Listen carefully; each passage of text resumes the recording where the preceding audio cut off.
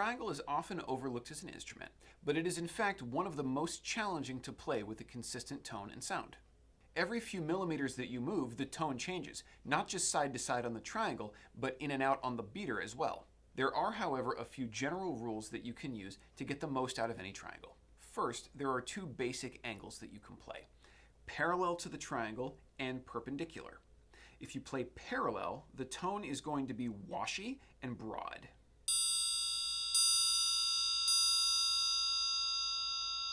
But if you play perpendicular, flat to the floor, the tone is going to be focused and piercing. And more bell-like. Of course, you can also play at an angle between these two extremes, and there's a lot of good tones that are available in there as well. You just have to experiment with every triangle. There are also two basic beater zones: the absolute top corner, and then there's a sweet spot somewhere about a third of the way down. Most beaters have a flat, squared-off top to them, and even the ones with rounded ends still have a bit of a corner in there. This is where the thinnest, brightest sound on the beater is going to be located. Using that sound, we really bring out the shimmer and the twinkle of the triangle.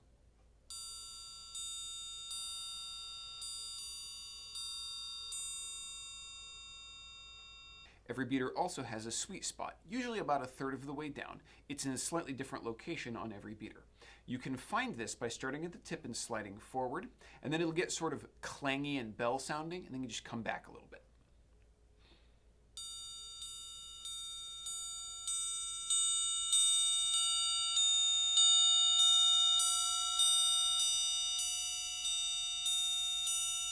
So right there.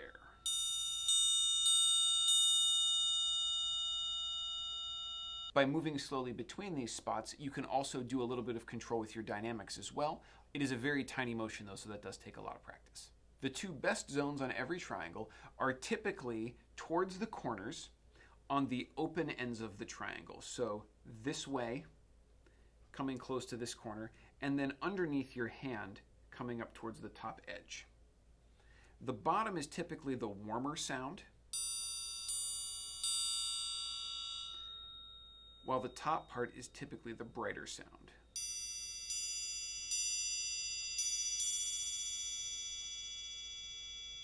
Some triangles have good tones in the center section, but not all. You can be guaranteed that at least these two on every triangle are going to be pretty good. Of course, every triangle is unique, so you are going to have to experiment with every single one that you work with.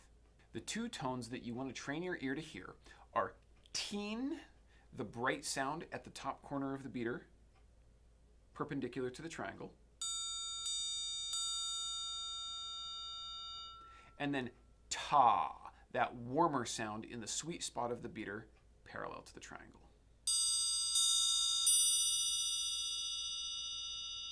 Once you can do this reliably, you can experiment with different angles and zones and find the best places in each triangle that you work with.